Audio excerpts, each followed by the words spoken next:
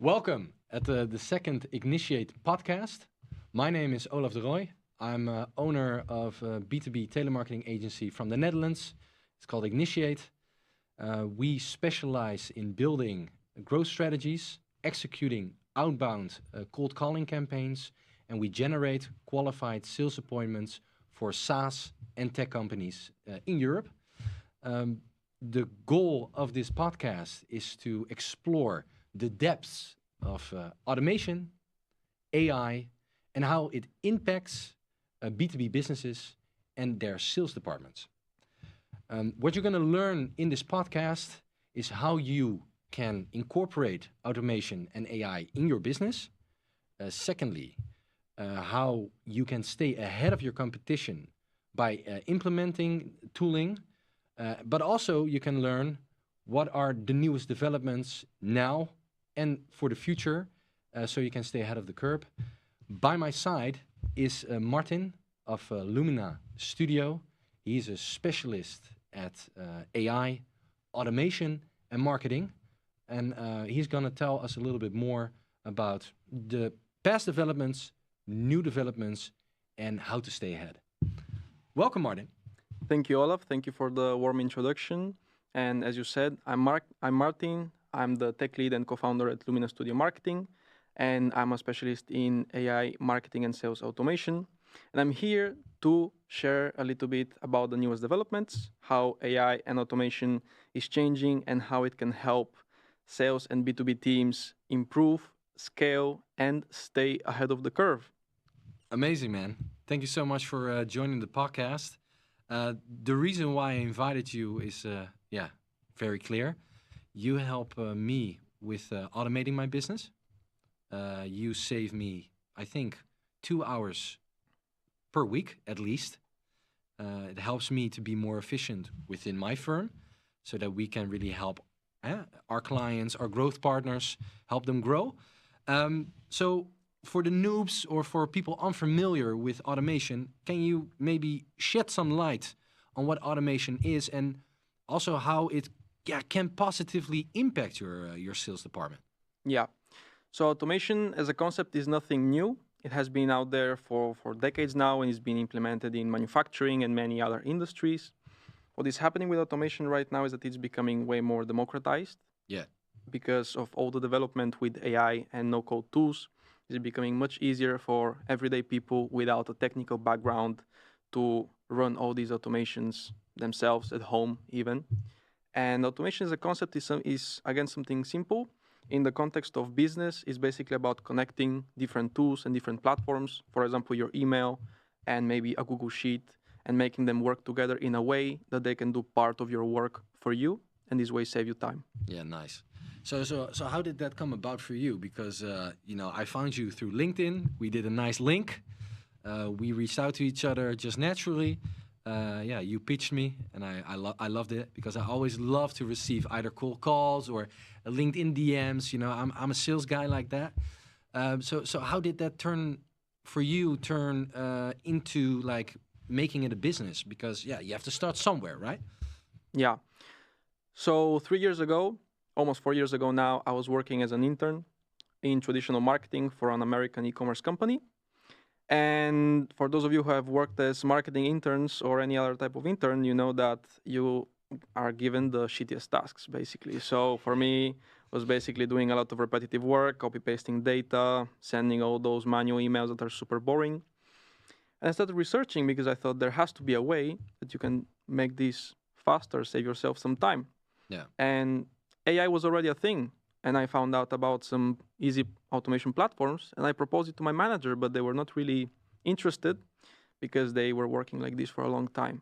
But I thought this is something that companies would find very, very valuable. Yeah. I started learning by myself. I also got a degree in data and AI, which helps. But nowadays, you don't really need that. You can learn pretty much all these skills from home.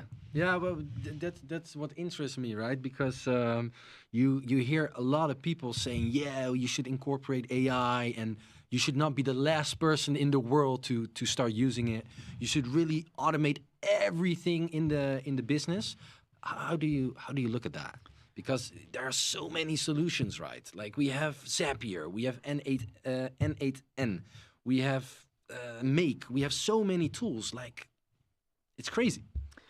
Yeah, I think that companies are facing a lot of pressure to be innovative and implement, of course, the latest technologies, implement AI everywhere just to be seen as innovative, as trendy, as ahead of the competition and so on.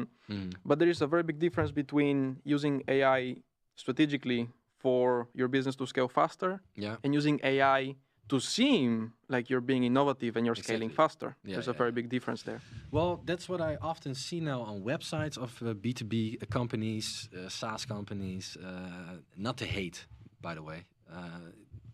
I get everybody wants their piece of the pie. They want to incorporate, but I always question like how much AI and automation are they currently actually incorporating, right? You cannot really see that from the front of things. It always says in tabs like it services AI solution inside or stuff like that. But how do you look at that? Like if you look at the past developments regarding automation, how much automation is actually now incorporated in businesses? I think that we're still in a very early stage. Many companies have some sort of automation, of course, but it's still something very basic. For example, marketers have email marketing platforms and they already have automated email flows and so on. Customer support, of course, there is quite some automation there. But it's still just the very surface of what automation can do. And I think that in the upcoming 5 years, there's going to be a very, very big revolution for many companies that will start implementing automation much more actively for way more complex flows than what is being done right now. Okay, so the IGNITIATE podcast wouldn't be a podcast if we don't talk about sales. So if we look at the sales side of things, if we look at automation itself right now, what problems do you see? I think that a lot of salespeople are still confused with all the new tools and they tend to either juggle too many tools out there and they get into analysis paralysis. Okay, there is 20, 30, 40 tools out there that promise me like 20 more appointments, 10% more higher conversion for my leads. And the problem is that there is so much out there also because of this democratization of AI and simplicity of building apps and platforms nowadays. Anyone can build an app and sell it as a SaaS out there. So the competition is becoming very, very fierce.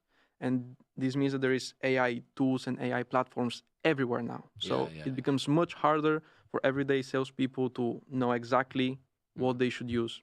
Yeah, it's funny that you say that because I receive a lot of emails that are obviously generated by AI. They kind of read through my LinkedIn profile. They see that I'm a company owner. They see that I own a telemarketing agency, that we make qualified sales appointments. And it's funny. They always seem to email me at like the worst times, but also they share, in that email they share, you can have 500 qualified sales appointments within the first 90 days. If we don't deliver that, then you get your money back. Nice guarantee. Alex Hormozy style. Great job. But so I always wonder, like, how far are we in terms of automation to really have a positive effect on your sales and marketing and running the B2B business in that sense? I think right now, as I said earlier, we're still in an early stage of what automation can bring for your business, but this doesn't mean that it cannot bring big impact. You're one of the use cases, of course, that it already saves you 2 hours per week, which is one use case, but there's many other use cases that can save you way more than that and in very little time. So right now there's already a lot of possibilities to implement automation, but a lot of companies are doing the mistake of they either don't trust AI and automation because they think it's going to do a crappy work, or they want to go all in because they've seen some YouTube videos or TikToks of some random AI guru that says that with this system you can run the entire sales department basically for free with no people. It's not the case. We're still far from that.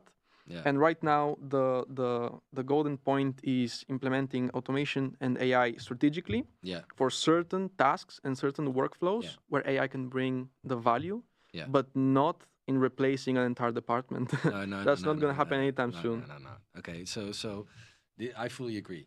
And we see really a surge in AI assistants, in highly automated marketing workflow sequences and whatnot, and they're all put together into a SaaS solution that you have to pay like 150 euros a month.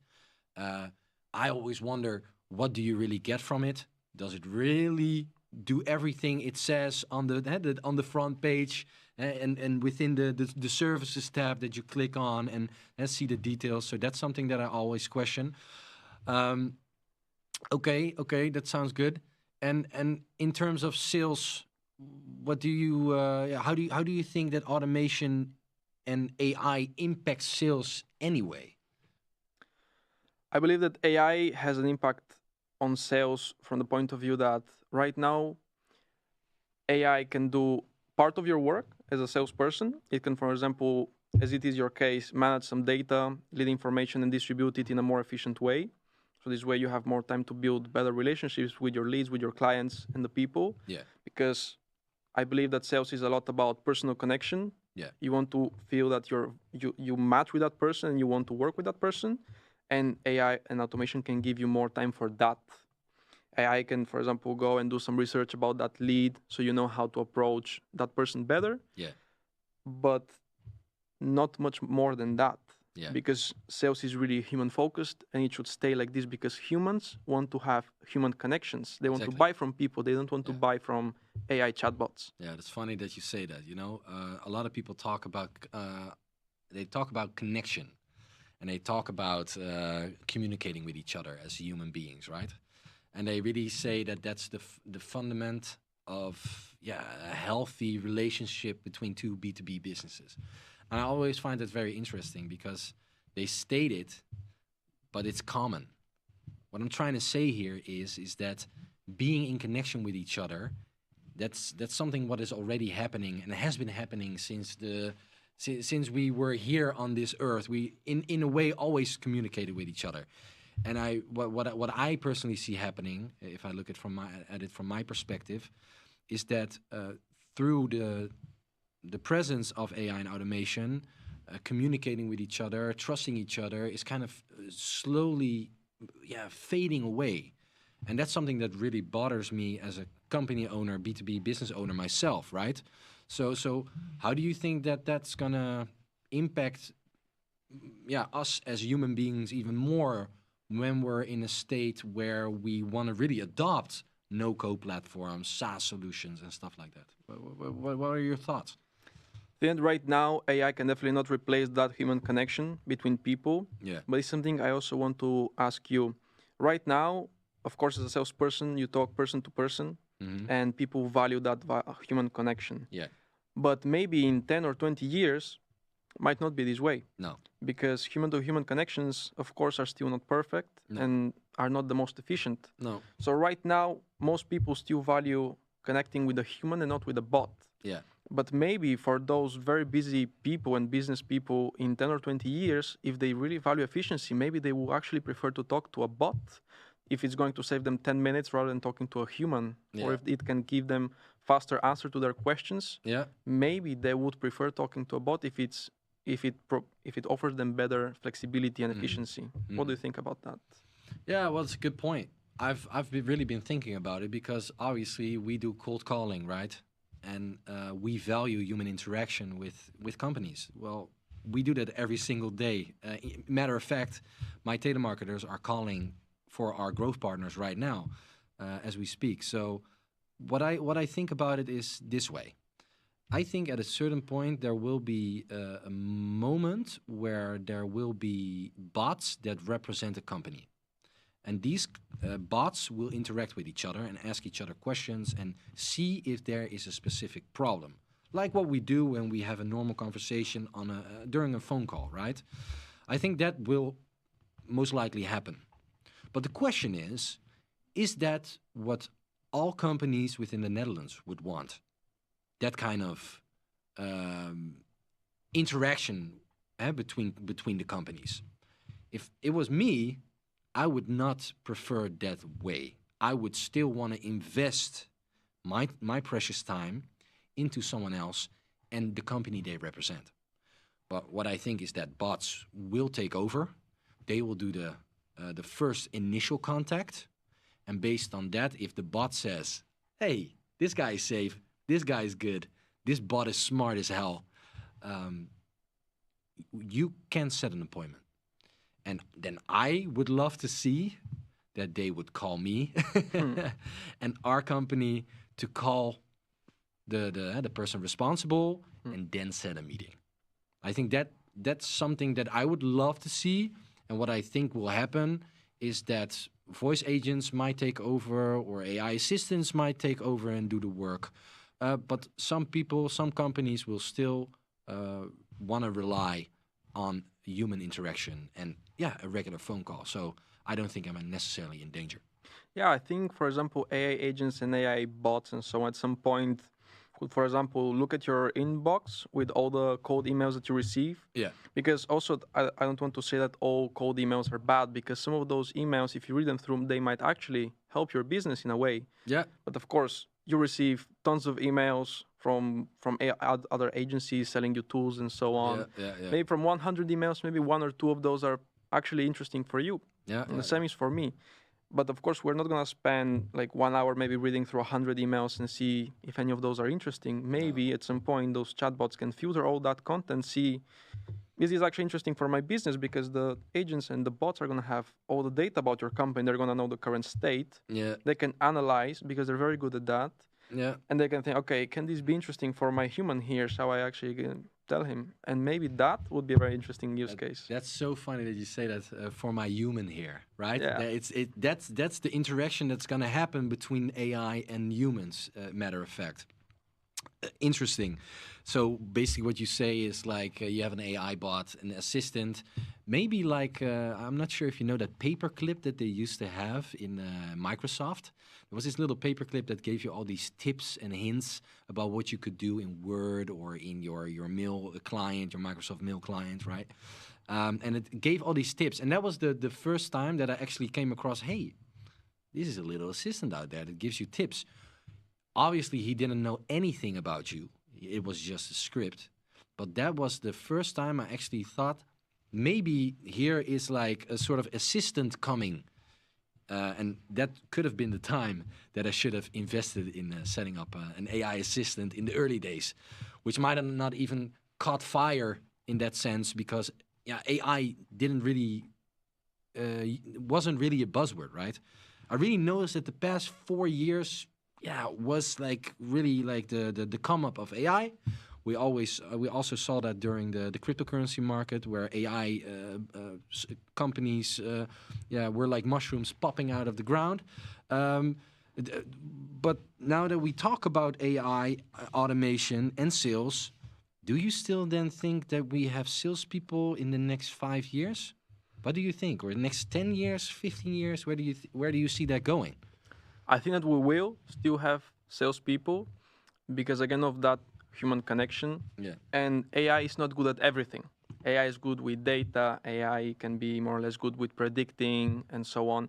But AI should never be involved in something that involves empathy, because it's something that AI can replicate. Yeah, exactly. It can simulate that.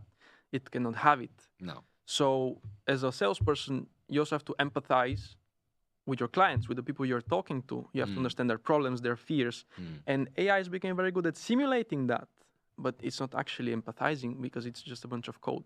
Yeah. So I think that also negotiating is another part that AI should not be given control of, at least not in the upcoming years, most likely, because negotiation is something very human as well. Yeah. Exactly. When you're talking to someone, you want to negotiate with that human, because an AI is not made for negotiation. Maybe at some point we do have agents that are very good at negotiating, and they promise you much better deals and all of that, but I still think that this is a little bit far-fetched. Yeah, it's funny that you say so, because I always notice that when you, let's say, through cold calling, we always deal with objections, right? We don't have time, don't have money, whatever. And what I find interesting is then when I put it in, give me the 5 best, the most common objections for script A, B, and C, for example. They do give me a proper insight in what a good objection is like. But then if I read through it, I'm like, hey, I really miss that human touch. So obviously, I'm going to edit that objection and then incorporate that in the scripts that we make for our outbound campaigns, right? So what you say is really true, but do you then think that when empathy does rise and they can start negotiating, that sales on a human level will disappear in the next 5 to 10 to 15 years? You're the specialist here. You have worked with it thoroughly. So what is your 2 cents? I think it really depends on what we value. Yeah. Our generation right now has been working human to human forever, since we started. And we value that human connection. We value that someone else is spending time with us on the line, on the phone, talking to us. But at the same time, we don't know what the next generation of salespeople are going to value. Yeah. So I would like to ask you also, based on your experience and what you're seeing, how technology and the world is evolving, what do you think are going to be the most important skills that the next generation of salespeople is going to need compared to today? Yeah, it's funny because I still believe that it's partially still conviction. What I believe is going to happen is that sales professionals, cold callers, are going to get lazy. Many are already lazy. That is quite a bold statement, but I find that in many companies that they're lazy. But AI tooling will make them even more lazy because they think it's going to be the holy grail.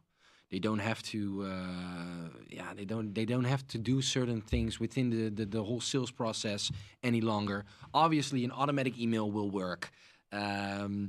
Automatically putting it into the CRM, that's not kind of the stuff I'm talking about. Many salespeople will think that AI solutions and automation will fully immerse them in proper negotiations and closing all the deals possible. But there is still this human factor that they might start forgetting because they're so immersed into that tooling and the solutions. So I'm really curious what it's going to bring.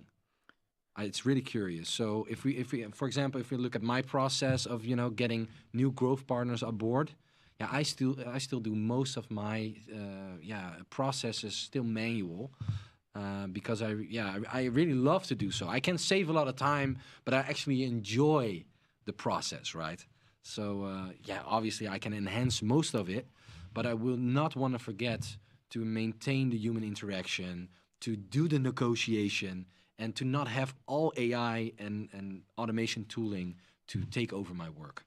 Because I still feel that's part of sales, It's like getting new clients on my own still feels really good. And maybe I'm a little afraid of letting it go, right? Yeah. And let's be honest, there are so many tools right now available to scale your business, enhance sales. So I'm really curious what it's going to bring, but it's definitely going to have an impact. That's for sure. I think indeed another thing that when you ask me, do you think AI is going to replace salespeople or not? I think something that AI could pretty much, I would argue that it cannot replace is the charisma of salespeople.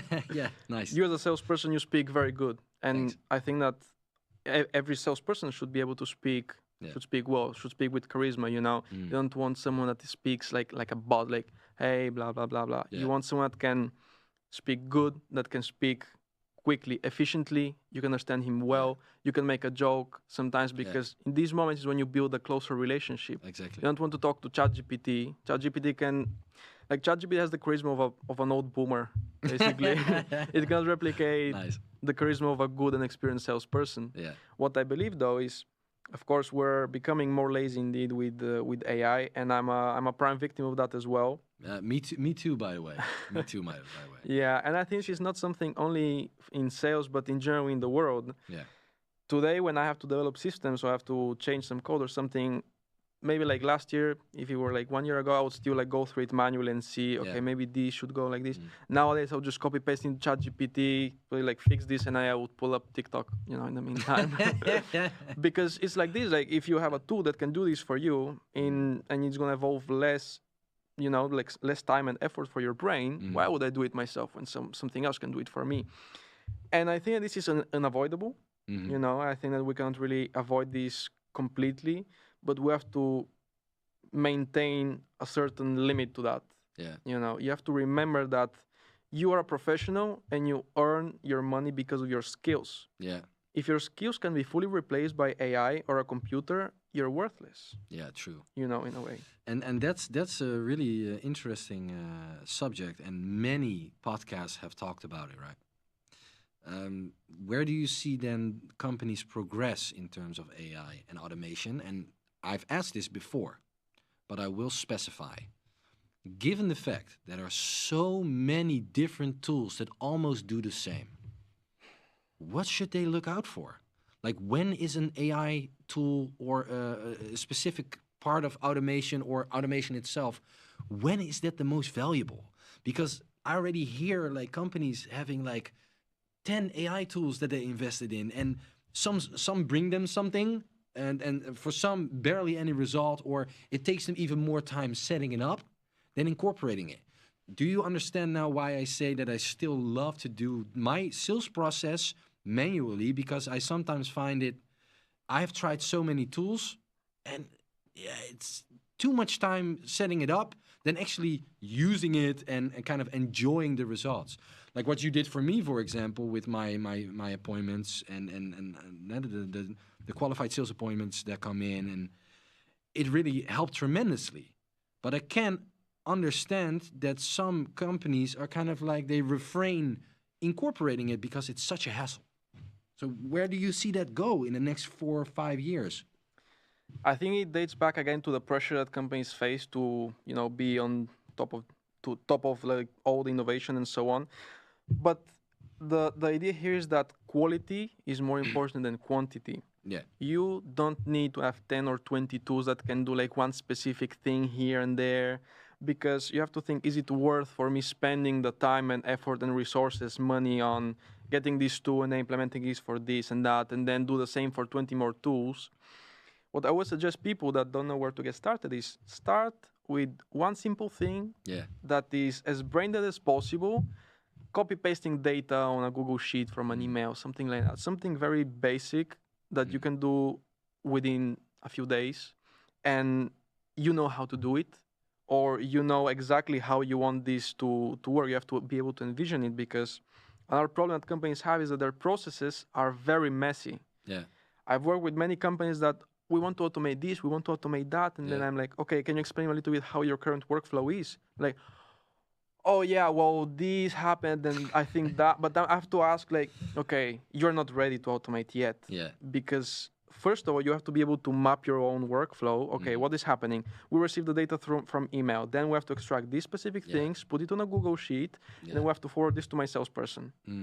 If you can get to that point, then you're ready to automate. You're ready to automate. Exactly. So basically, your advice is to all companies, all B2B company owners, and people that watch this podcast, right, is to really get your processes written out, like your SOPs, basically. Have an overview of all the workflows and how everything works within the business before you actually can start automating. Yeah. So don't do it the other way around. Correct? Exactly. Okay. What I would suggest is, first, make sure that you know what is going on in your company. You have to make sure that you understand everything behind those processes. Yeah. Not just that they're happening, but how are they happening? How are people in your team managing that information, the data? And then I would pick one thing, and there's a few criteria for what to pick first. Pick, first of all, the most simple thing you can. The more simple, the better, because it's going to give you less trouble. Like with me, like what you did for my company, right? Yeah. Exactly. Yeah, Something simple that you can do more or less quickly, or you can hire someone who can do it for you without a very big cost. Yeah. This way you're going to know also how automation works. You don't need to know, of course, the technical aspect, but you have to know whether you like it or not, because maybe automation is not for everyone. Just because it's becoming a hyped concept doesn't mean that every company has for sure to have automation inside. No. Start with something simple. Start something that can bring value. Is it worth it for me to spend X amount of time, resources, and money in automating this if it's gonna save me just like 2 minutes per week? Most likely, it's okay if you just keep doing it like this and focus on something that is gonna save you more time for a lower price in terms of time and resources. Yeah. So what you're basically saying here is you have to look at it from a ROI perspective, and does it save you time? Can I work more efficiently? Can I kick back and relax while AI and the automation actually does my work, right? Yeah. Yeah. Okay. Now, another thing though is an automation is not perfect. No. It's a system. It's a bunch of code. It's not something that you can set and forget forever. Mm-hmm. It is something that's going to work in the background. You don't need to constantly babysit it, of course, but you have to keep an eye on it from time to time. Yeah. And of course, you need some type of technical knowledge about this. And you have to make sure that all your data and everything you're giving into that system is in some way consistent. Yeah. You know, even the capitalization of your text sometimes can make a big impact on how the system behaves. Yeah. Yeah. An outlier in a data set, for example, can also ruin something. It can also stop your system. Yeah. If your email is written in different formats every time, there is always a higher risk that maybe that system picks up the wrong data and then it can create a mess. And you're not going to know because the system is going to interpret that everything went fine. Yeah. Yeah. Yeah. But actually, at the end of the day, that system didn't work as it should have. And Yeah, that yeah. can cost you a client. That can cost you money. It Exactly. can Yeah. make mistakes. So it's not something that you can just put there and forget about. No, but let's be honest here. That is communicated throughout all the no-code platforms and use it for setting appointments in sales terms here. Yeah, you can use this solution for setting sales appointments. You can use this solution for automatically inviting all your new LinkedIn followers and have an automated DM and then take that information when they respond into this system and do that. But basically what you say is get your processes straight before you even start thinking about incorporating automation. And then when you use automation or want to incorporate it, make sure that you have your SOPs in order. And based on that, you can get in touch with Lumina Studio to automate certain parts that are mission critical and that can save time and you can work more efficiently. Is that like a nice summary? That's correct. Yeah. Basically, another reason why you want to keep things simple is that the more complex you build it, the more risk that there is involved, you know. So if you build something more simple, it's less likely that it's going to break. Yeah. And I see a lot of, again, AI gurus building extremely complex systems that you don't even know what is going on there. They're like, yeah, this can do 1,000 things in one. Yeah. I would never recommend any company implementing that in their systems, in their workflows, because if one thing breaks, it can ruin everything. Yeah. It's much better to start simple and then build on top of that. Yeah. Exactly. And you have a lot of experience with our salespeople and with companies. Do you think that it is a problem that many salespeople are investing on too many tools that they are not even sure how they're working and what they're bringing to the table? Well, it's funny that you asked this because let's be honest. The only thing that I have if I do a cold call is either my phone or our outbound calling system for my telemarketing agency, right? So that's basically what I need in order to get in touch with prospects and get new growth partners. It's that easy for me. If I really cut the noise, that's it for me. And that sounds very old-fashioned, but I'm a really fan of the traditional way of sales, okay? What I've noticed is that many companies in B2B, whether it's a SaaS solution or a tech company or any other B2B business, they are blinded by so many solutions that I want to invest in this because this can help me with this. I invest in that and that will helps me with that. But let's be honest, if you look at it at the end of the day, you'll have like 1,000 euros a month for tooling that has maybe 10% impact on your business, so to speak. So if you then look at the ROI, does it really enhance your sales processes? Does it really impact your sales appointments, that you have the number of sales appointments, the quality of the sales appointments? Does it really help with more future deals? Does it really help with opportunities and your closing rate? I believe that companies that invest in tooling for sales should really ask those questions. Does it give me ROI? And I know, obviously, you cannot really, come up with a number before you do so, but you do know what these solutions cost, right? So you could really kind of A/B and maybe start with one tool and then see if that works for you. Don't just jump on the AI and automation FOMO and invest in like 10 tools at the same time. And then you really have to then also invest in all the people that need to use those systems, right? And it has to tie in with your current sales infrastructures. And so basically you lost a lot of time here, not knowing what the ROI is going to be. And that's the problem that I see when incorporating such solutions within your sales processes. So what does it cost me? I grab the phone, I do a call, I send an email, and then that email is automatically imported into my CRM. Yeah, I could maybe automate that. Sure, I agree. I could do. But now I choose not to. And that's maybe silly, and that's maybe not what you want to hear. But that's for me still that part of sales that I love. So yeah, maybe get in touch with you to further enhance my automation in sales even further. But I started with something small. So if you look at the companies that you help, and also the wave of AI assistants coming, are you gonna be replaced, Martin? Well, I think yes and no. Painful question, right? Yeah, very, very painful, honestly. A lot of people are scared that they're going to be replaced by AI and all of that, thinking that this revolution of AI is something that has never been seen before. But the truth is that something similar happened with the invention of the World Wide Web in the 90s and the 2000s. A lot of people were like, oh, wow, now the internet is going to ruin so many jobs, blah, blah. It's going to be the end of the world. It's going to be an economical crisis. Now the job market is going to be ruined. Yeah. Well, we're alive today. Yeah. Right? We're alive. We're still alive. Okay. Yeah, exactly. Let's go. Exactly. Back in that moment when the World Wide Web was becoming more commercialized, so to say, all the computers were entering the homes of regular people. There was a lot of fear, a lot of uncertainty. Yeah. And I think that's the main problem for people. They hate uncertainty. People like to have, a structured way of being, of working, and AI is forcing people to adapt in one way or another. Because I do believe that for example, a traditional copywriter in maybe 3 to 5 years might be replaced by a copywriter that can use AI to work better. Yeah. I don't think, for example, I'm going to be replaced fully. No. But I do believe that a lot of, for example, technical work and technical skills might be replaced by AI to a large extent. And I don't think that right now is worth becoming a very big expert in a very niche skill, especially if it's technical. But even creative work nowadays is becoming largely implemented. For example, creating videos, creating visual assets for marketing campaigns, creating copy. Yeah.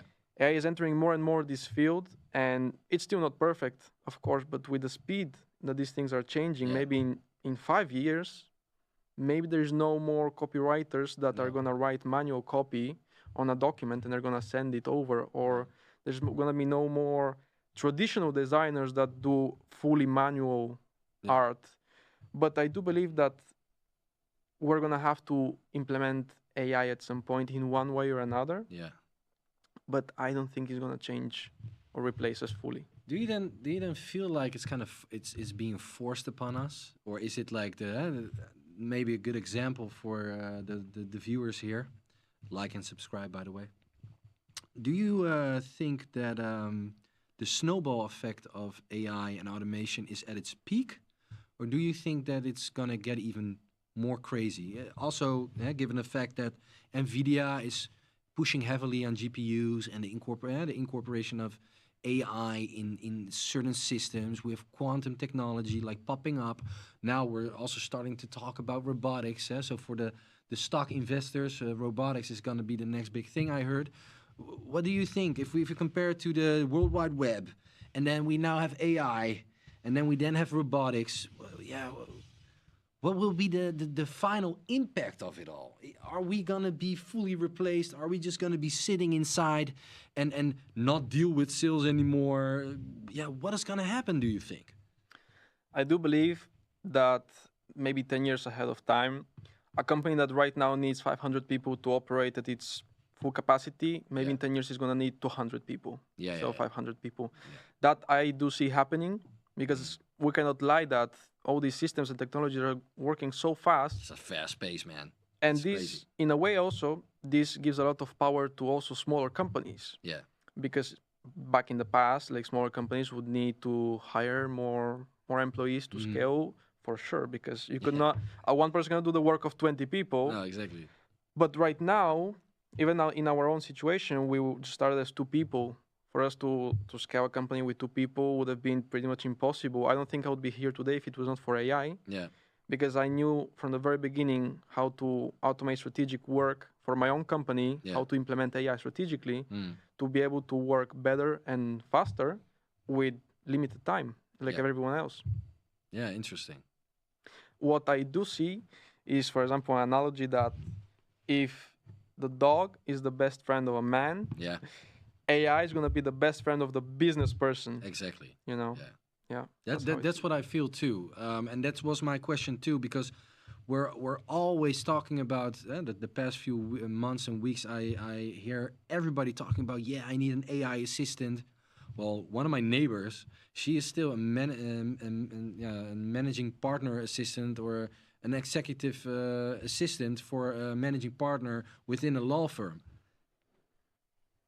That's she is his right hand. And I do feel that the dog and human comparison is going to be real. The question is the depth of the tooling to really be on your side. Yeah, I mean, I do think that people are becoming more and more dependent on AI, Exactly. and that's what you meant. Yeah. I mean, there's been already cases of people having relationships with ChatGPT. Yeah, exactly. Yeah. People, They I wake mean, up with it. yeah, Yeah. some of you have also like asked very weird or like intimate questions to ChatGPT, like, hey, I don't know, there's a person that I like, but I don't know if I should talk to them or not about that. And you can ask ChatGPT because you know that it's a bunch of code. It's not gonna, Yeah. but it still can give you that type of simulated, empathy. So I do think we're becoming very, very dependent on these things, and this is something that we have to be aware of. Yeah, so basically asking ChatGPT, should I take her home on the first date or something? Yeah, basically, Something like, like what, that. what shall I Yeah. do? What shall I do with her? Yeah, And yeah, ChatGPT is gonna be like, hey man, it's okay. You should like take it little by little. First, have a Yeah. dinner, and you're talking to a bunch of code, but it's still like, Yeah. hey, I like this guy. Yeah. I like is he's 24/7 available whenever I need him. I can ask him anything. I can ask him how to bury a body, and he's not gonna tell anything to police. Should I give her a kiss on the cheek? Yeah, shall I do this? Shall I do that? And ChatGPT is always gonna be there to help you out. Yeah, that's interesting. So if you look at then the risk and problems of setting up automation, this is a completely different route we're going in, because we've talked so much about the developments and the impact and stuff. Yeah, what are the risks and problems? Well, you stated a few possible risks, but can we go a little bit more in depth for all the viewers that really want to start with automation, but in the end really didn't know how to start or where to start and what is necessary in order to set something up properly? The first thing I would say is don't get into AI and automation just because of the hype. Yeah. It is indeed something, as I said earlier, it's very trendy now. Everyone uses AI for whatever, everything is automated, blah, blah, blah. But first of all, know what you're getting yourself into, because it's not just about plugging something and that's it. Think strategically, don't rush things. Even if you are not automating half of your work and you have AI for everything, it doesn't mean that your company is going to fall behind. Yeah. It is a nice to have, but not a must have yet. But you have to start thinking about the future. Yeah. And one thing that I notice is smaller companies are being able to move way faster than big companies. So innovation at smaller teams is much faster than bigger teams, which might bring a very interesting change in how smaller companies can compete with big companies. Beautiful. This is something very, very interesting. This is very valuable, guys. So if you're a small business owner, you can stay ahead of the big competition by incorporating AI and automation. So, hey. Yeah, maybe you cannot beat a large company, but you can compete with them in a more fair way. Yeah. Now, that doesn't mean that just by using ChatGPT, you're gonna become bigger than Salesforce, for example. But you have to start thinking, okay, you have these resources available in your company. How can you make the most out of them to compete with someone who is bigger than you? And these systems, AI, automation agents, are something that can really help you. as long as you implement them strategically. Exactly. Another thing that I see is due to all the hype, there is a lot of noise out there. And as you said, there's too many tools. Yeah. There's too many professionals selling you courses that promise you to bring you like 10x ROI in 3 months with their course. There's too much hype and too much noise about it. We're not at the stage where AI and automation can realistically multiply your ROI in 1 quarter. It's not going to happen, even if you're we all want ROI, right? Everybody wants ROI. Every business person goes to sleep thinking about ROI, and they wake up thinking about ROI. And ROI is important, but it's not everything. No. And if you take the correct steps and you take it little by little, you can get there, but it's not as people want to hype you up as it is. That's why I always recommend you, if you're not a professional in this field, talk to someone like me or someone else that understands how these things work, and don't believe everything that they are going to try to sell you. No, and also how it could possibly impact your business, because if you're going to start pulling certain strings within the business and therefore you cannot execute certain things or you cannot make a specific decision, that can have a detrimental impact on the business itself, right? Definitely. If you're not doing things right, it's going to slow you down even more, and you're going to pay for that. You're going to pay for your work to be slowed down. So you pay double. Exactly, you pay double for even worse results. Yeah, that's sad. I'm seeing some companies and some agencies, they will try to sell you as much as possible. Like, hey, I can sell this AI agent for 10,000 euros that can run all your sales for you, can set you up automatic appointments, make you so much money. Stay away from those people. If they make you such big promises, they're lying to you and they just want to take away your money. Exactly. Well, that's not how you should really incorporate it in the first place, right? Because if we look at it from the single processes within a small business, then you really look at it from a process to process. What do I specifically want to automate here? And not like immediately look at it from a global scale within your business and say like, I want to automate everything, right? Yeah. That's not how you should start in the first place. So if you have that sense of, if you have that view on automation, that it can now do everything for you, it can like save 100% of your time. Sorry guys, viewers, wake up. That's not going to happen just yet. You still need a professional, like for example, Martin, to really make sure that it's handled with care. Exactly. And another thing is that a lot of people try to sell automation as you said, a very universal thing. But the truth is, even if you're an expert in automation, every company is an entire different world. You know, you cannot pretend that this system is going to work perfectly for 5 different companies.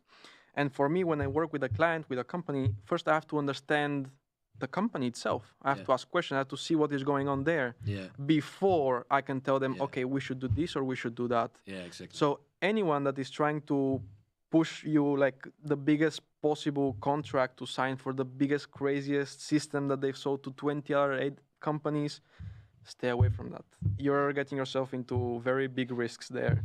But I would like to see also, in your case, you get sold a lot of things all the time, AI tools and so on. 100%. What do you think are the most common tools that salespeople fall into using that maybe are not as useful as they seem? For example, there is this trend about AI voice agents doing cold calling for you. Yeah, I've seen this a lot. Yeah, that's a good one. Good question. Yeah. So there are voice agents right now, and I've looked into them. I tried 1 or 2, and I don't really like them because it's, as you said, it's very robotic. They have to still think a lot. So if you ask me, voice agents could be valuable, but I think more with inbound calls. So what I see here, for example, is that certain companies now incorporate voice bots that receive calls instead of doing the outbound. And they really have a conversation with someone, and it saves the company time. For example, a restaurant. Restaurant is super busy with the preparations for the first dinner, or the first lunch, or the breakfast. And if then somebody calls and has a question, that saves a lot of time. So here there is a value proposition here. There is a business case here. But I don't see just yet the true power of real voice agents having a sales call with an account manager of a SaaS or tech company. I don't see that happen. Also, because the Netherlands doesn't allow it right now. So that's where the human factor, the real voice of humans, and the real connection that's established, comes back in its purest form. And that's why I still do what I love to do, and that's cold calling, building growth strategies, and executing outbound campaigns. So where do I see it go? Maybe in the next 5, 10, 15 years, voice agents are allowed. But think about this one. A voice agent can call multiple account managers at the same time. If that's allowed, then every single telephone line will blow up. Yeah.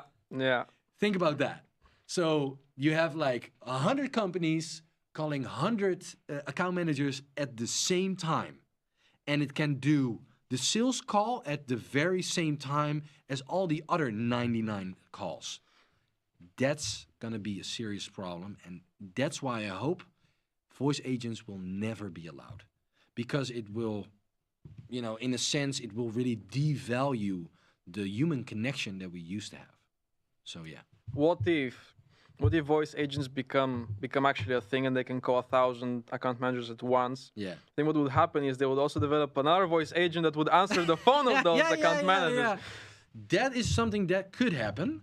That there's going to be a layer below the business, not in the ground, but below the business, hanging below or above, where voice bots communicate with each other, verify if the company is trustworthy based on all the metadata, based on companies, on their amount of revenue generated, maybe also the important information like how much profit do they make, how healthy is the business, have a conversation, see if there are problems. But then there's one thing to consider.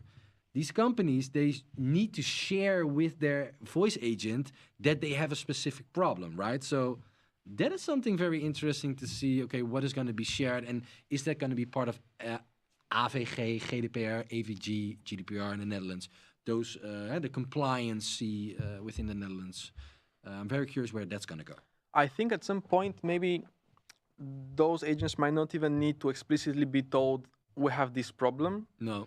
Because at some point, most likely, AI is going to have so much data and information about the company that AI by itself will be able to notice the problems that the company has. And then reaches out to a different company that could possibly solve it, either human interaction or AI interaction. And then you can choose. And then maybe say, hey, human interaction costs this, AI interaction, maybe 50% solves your problem, human interaction combined with AI, 100% or some stuff like that. Is Exactly. that something where we should go? Is that something that is explorable? I think it is definitely explorable, not currently with the current stage where we are right now, but again, it dates back to how fast things are growing. Yeah. We never saw such fast evolution of this technology, so maybe we're already way ahead of our time. They, like some 5 or 6 years ago, they did not think that ChatGPT would reach its current stage until 2032 or 2033, and now 2025. Look at where we're here. We're already here. 2025. It's crazy. Insane. It's crazy. It's insane. So sometimes I tend to think that even the smallest changes that we think might take years can actually be here in a couple of months, and we don't know it. We don't know it. Yeah. So you asked me the question about sales, how it's impacted the sales department. There are many tools. There are thousands already. You ask me, okay, what should I use? I'm that old fart that still does it the traditional way. Doesn't mean that I'm not using CRM. It doesn't mean that I'm not using automation, thanks to you guys. But I think that if we look at certain platforms, there's also a lot of no-code platforms where you don't have to do anything. You log in, you can drag and drop.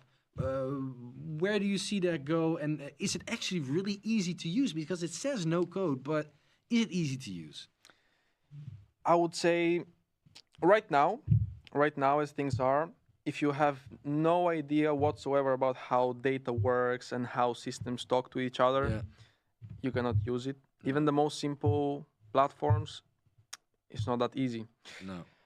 Now, at some point, maybe there are platforms that can realistically, you can just put a prompt, I want an automation that does this, this, and that, and it might actually give you something good that you can plug in and you can use. That's something that might happen. Not right now, of course, but it is something that might be here, might be made available to the market at some point. It's still quite a complex thing to talk about. But what you really need to understand to be able to build your own automations is knowing how data works, how platforms talk to each other, how tools work with each other, because you can build an automation that works. Maybe you can build an agent that can answer customer support emails automatically. But that's one thing. Another thing is it scalable? Is it efficient? Is it consistent? And is it safe to use? Exactly. And that's a completely different thing. Building an automation that works is completely different from building a scalable automation. And for that, you still need an expert because they can tell you how you should build that or how the system should work in a way that you don't have to constantly monitor if everything is okay. Because what's the point of building automation that is going to automate your work if you're constantly going to have to like check everything if it's working? You're constantly going to have to fix errors. You might risk sending a wrong email to someone, and that's already, it's not a good thing in business. It's never awful. A good thing. That's exactly. Awful. I couldn't imagine because emails are binding in that sense in the Netherlands, right? So you have to be very careful with that. Is that then also the reason why you would suggest not to focus on purely one skill or on one niche? Because we talked about it earlier when we first met. Like, you should really look at the business from above, from bird's eye view, and then look what is there to fix, what is there to make more efficient and stuff like that. So what are your thoughts on that then? Exactly. Right now, on my day-to-day basis, when I'm working with a client of mine, when I have to develop the system for them, I actually sit down on my computer and I like write some code. I use whatever I need to use and I build those things manually. But as I said, most of these technical skills needed right now at some point are not going to be a problem.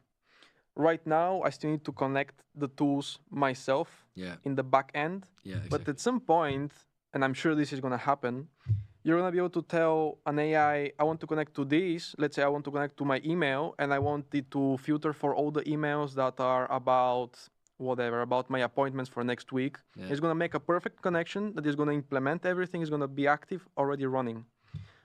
And that skill is going to be replaced. I don't see myself still building all these code snippets and all the connections myself in 5 or 6 years. I don't think this is going to be something very ahead in time. But what I see myself still doing in 5 to 10 years is talking to people just like I talk to you. Like, okay, what are you struggling with right now? Let's see how we can work together strategically and think about that strategy in a way that is going to impact you in a positive way, and it's not going to be a problem for your team as well, because it's going to change the way that your team works. Is your team comfortable with this? Even if they don't need to be impacted on a technical level, it's still going to change how they work. Is your team going to be open to do this? How are your clients right now? How would you like this to happen? That's when I think that I'm going to be most valuable. Once I have that information, I'm probably going to be able to just tell AI, build this, blah, blah, blah, give all the details, and it's going to be done for me. But the human touch is still going to be there. Okay. Yeah, I believe that too. I hope so that it's going to stay that way, because I'm afraid for what the future is going to bring in that sense. Not necessarily a fear of, for example, losing my job. I still think that human interaction is going to be of importance. So things might change and I'll have to adapt, right? But it's best to really start with this as early as possible, guys. Like Martin is saying it right here, AI, automation, the snowball effect is becoming very impactful within every kind of business. Not only B2B, B2C, B2E, everything. So how would a sales professional or a business owner then now start? Let's say they watch this amazing podcast and they want to start with something. Like what is the first thing to do? Like we talked about SOPs, right? But let's skip that part for a second. Like in terms of automation, where to look at? Like where to find the tool that really helps them? Instead of like wasting €1,000 a month on crap.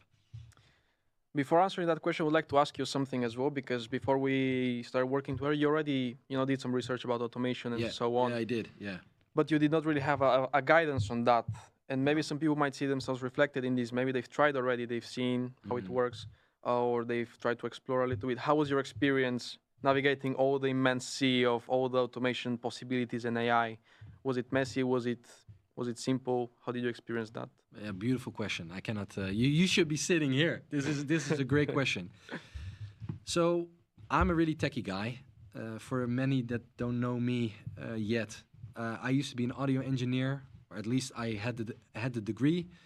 So I've been involved with computers and audio technology for mostly my whole life.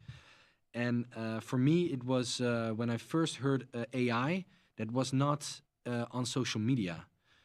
That's something I already seen in videos, in anime. All these futuristic anime series and videos where you saw flying cars, robots, and I really believe that that's where we're gonna go. And from there, I was like looking into like AI at a very young age already, but I was not 100% clear on what it was gonna mean. Like I heard that word and I was just gonna look around. And then when I started IGNITIATE, so we want to initiate the first contact. We want to like empower and flame business growth. I was really thinking, okay, what tooling as of right now is here that can really help me? But I was really looking at it from a perspective, okay, how much time am I losing within sales when I'm doing A and when I'm doing B? So I was really like dividing everything I do in sales and cold calling. I was really making on a sheet of paper like a few blocks and look and time a little bit, okay, how much time am I losing here, losing there? And it's funny because I did that, but I haven't really incorporated much automation and AI in my business yet because I still find it super pricey. I still don't know if it's actually really working as of right now. And also, how much time am I losing when I'm incorporating it? So I was looking at specific solutions, and there were already so many solutions that I felt like it was a good idea to get in touch with somebody that really is an expert in this field. And that's when I came to the conclusion, and I think, guys, that this is maybe also valuable if you don't know where to start, how it can impact your sales department, how it can impact your B2B business. Maybe look at it from this perspective and really maybe talk to yourself about it and be honest. Like, how is this automation going to impact my business and what needs automation right now? And just be honest to yourself because it still costs a lot of money. So that's how it went for me. I got in touch with you. And we looked at the processes that are written down, and then based on that, you gave me an advice, which helps me tremendously. I don't have to do all these little small tasks anymore when appointments are made, when appointments are coming in, and it really helps my business. So thanks for that, man. Yeah, that's how I approach it right now. And honestly, if I look at the amount of tools coming out on a daily basis, it's a maze. It's a maze, and you should really not get lost in it. Yeah. You don't know what works and what not. You have to try it, and trying costs a lot of time. So how do you look at that? How do you look at that maze of the sea of solutions that pretend to solve your problem? Yeah, that's actually a very big part of my day-to-day work. You might think that I spend most of my time like doing automations, but actually I spend a very big part of my time researching new tools, testing them, writing out, okay, is this going to be useful? Is it not going to be useful? Because it's almost a full-time job to keep up with all the new things coming out all the time. I had that too. And I'm not even an expert at automation and AI. I see it pass by LinkedIn, people using it, pretending to get 50 sales appointments a day even. Yeah. Like, I've seen the craziest emails. And obviously I want to have that. But it's not real. Much of it is not real, or it's overhyped, and many of these tools, as we were talking earlier, they overpromise and they underdeliver. Yeah, exactly. Yeah. So it's very hard for someone that is not specialized in automation or AI to know where to go to. Yeah. Maybe they can get a referral from a friend. Hey, I've tried this, it works good, try it. But that's not very common yet. No. So you just usually go on to Google and you're like, okay, AI automation for B2B or whatever. But it's still, there's so much information that you don't know where to get started from. Yeah. Some people want to learn it themselves because they don't want to contact external companies to get into their data and so on. If you have the time for that, feel more than welcome. But I have to warn you that it's going to take you a lot of time and a lot of hustle, especially if you don't have at least some type of technical basis to understand how these things work. So if you want to start yourself, the best way to start is by picking up one simple platform that you want to start learning. If you're an absolute beginner, I would recommend you either Zapier or Make.com. Make.com has an entire academy. It's called the Make Academy, where they teach you from the most basic concepts of automation to an expert level, where you learn encryption and all those things. And there you can learn. It's a very good place to get started. But again, this is going to take you time. If you want to learn how these things work, but you want someone else to do them, the best thing is to get in touch with someone, for example, like us, or with another agency or a company that does this actively, you know. But always be aware of getting overpromised. Obviously. Always. Yes, makes sense. Any other company, of course, other companies are not your friends. They want to get as much money from you as possible and, you know, give you a solution to a problem you have in exchange for that money. Yeah. But always be aware of those, because they really want to get as much money for you for a very basic solution that they're saving for you. Or maybe they're not even solving it. They're just taking your money and just creating more problems for your company. Yeah, exactly. Yeah. So I would start there. And at the same time, if you want to keep yourself updated with all the AI news, just because maybe as you're a techie guy, you might be interested in seeing how these things are changing and so on. It's constantly on the news. There is newsletters and so on. Pick carefully your sources, of course, because there's so many articles that are hyping things so much again, like, oh, the new era, everything is now different. The golden age of artificial intelligence, automation, and you can kick back, relax, not do anything in your business anymore, but then you pay a few hundreds a month and it doesn't solve your problem. And that money you could have invested in a proper sales professional that does the calling for you, or even some easier solutions that really solve your problem. And I think I want to add something on top of that, Martin, because how I see it. So I'm quite techie. You build stuff that I could have also built. No harm meant there. However, it did take a lot of time for me to actually read into Make, N8N, Zapier before I can even start doing it. So if you're in this, you're watching right now and you feel like I still don't know where to start, I'm not that techie, why not get in touch with a professional that does that for you? So then you can save time, you can save the errors, the mistakes that you possibly make, which impacts your business. So that's something that I really want to address. If you are not techie enough, have a professional make everything for you, set everything up accordingly, and they can really advise you what works best for your business, how you can have the biggest ROI possible. Of course, something that I have to control. I have to confront clients or prospects, or at least that I'm on call with them. Is I propose them a solution that is quite basic, because I always suggest start basic. That's the best thing. They tell me, okay, but then I don't need you. If I can just do this myself, or like someone from my team can do it. I was like, yeah, of course they can do it. Like, that's completely fine. It's completely fair. That's one of the results of the democratization of AI and automation platforms without that much technical skill needed. Much of this you can do it in-house. But think about this. You're going to take away the part of the time of one of your employees from doing their own tasks and doing something else that is not related or is not directly related to what they are hired to do there. Yeah. And on top of that, maybe they built something that is working now, but this dates back to the problem that things are changing so fast and you have to constantly keep up to date with everything. Yeah.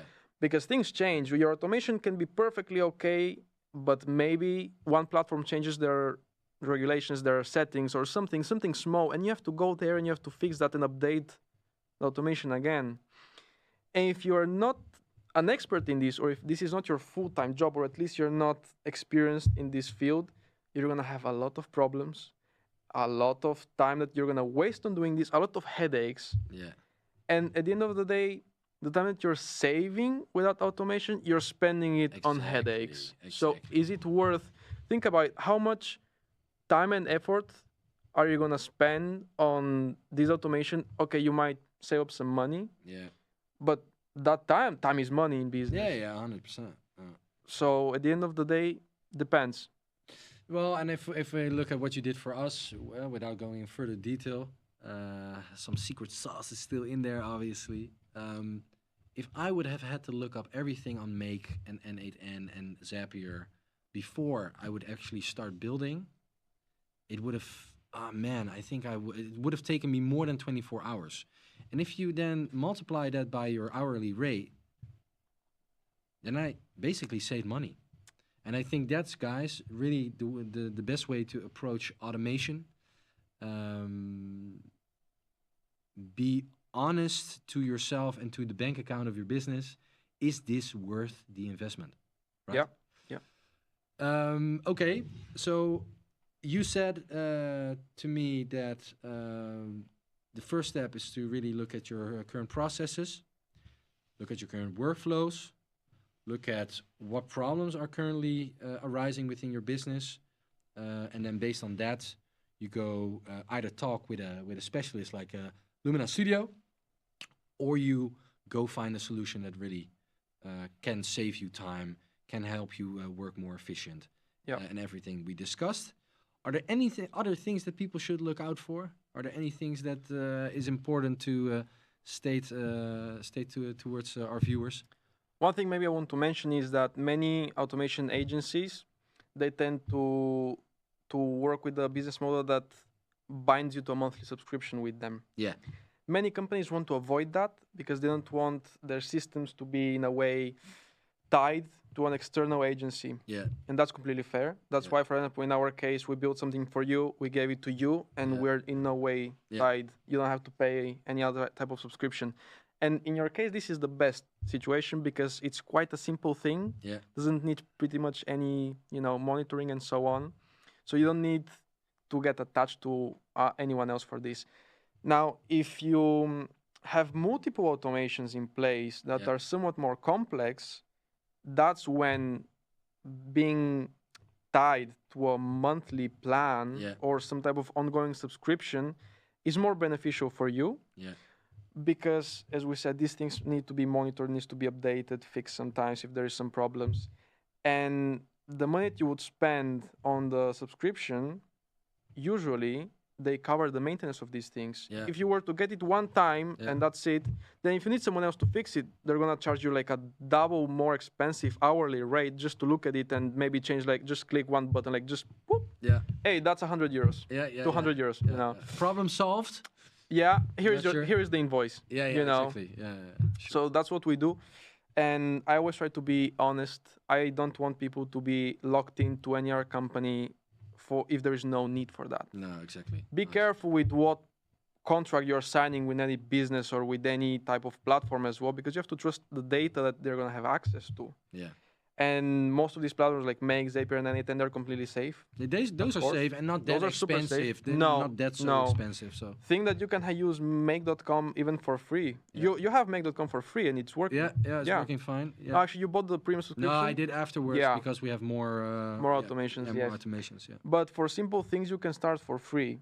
Yeah. And you don't need to rely too much or start with very big prices for these things. Exactly. Start small, take it easy, and scale from there. Yeah, exactly. That's what I would recommend. I think that's a nice last cue. This has been super valuable, Martin. Hey, so you work together with your girlfriend Anna, Lumina Studio. Is there anything that we should look out for in your business? Anything new things that are going to be arising that you can spill the beans? Anything new, or you just? Yeah, well, right now we're trying to explore the possibilities of agents, of AI agents. I cannot give much detail right now, Okay, it's okay. but it is something that we've been working on for a while, and we're looking Nice. forward to start testing with a couple of clients of ours for free. Call See me. if they can, if they find value in that. Call me. Exactly. Sure. Because I believe that assistants and AI agents are definitely something very useful and something very flexible. You know, Yeah, a normal automation can do one thing, but an assistant can do multiple things. Yeah. But again, we try to put the hype aside, and by far they are not perfect. Even the best ones are still not perfect. So we're trying to take it one step at a time and make Nice. sure that quality is there before we try to promise people something too big. So yeah, keep yourself updated. We'll keep you Nice. updated as well with Thanks. Call what's me. gonna come I'm to. ready. Yeah, I'm ready to yeah, test whatever is definitely. necessary. I'd like to thank you for the insights in AI, in automation.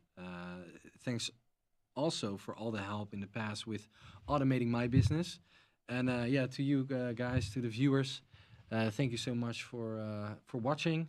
You learn a little bit more about the true power of automation, the hype behind AI as of the current state, and also how you as a B2B business owner or a sales professional can incorporate automation, AI in your business safely without having the biggest risk, the biggest future problems out there. If you have any questions, feel free to get in touch with me, with Martin of Lumina Studio. And yeah, feel free to like and subscribe. And also, yeah, put down a comment what you liked the most about this podcast. So thank you so much. I'll see you guys at the next one, the third one, with Michel Bouquet. And for now, have a great day. Later.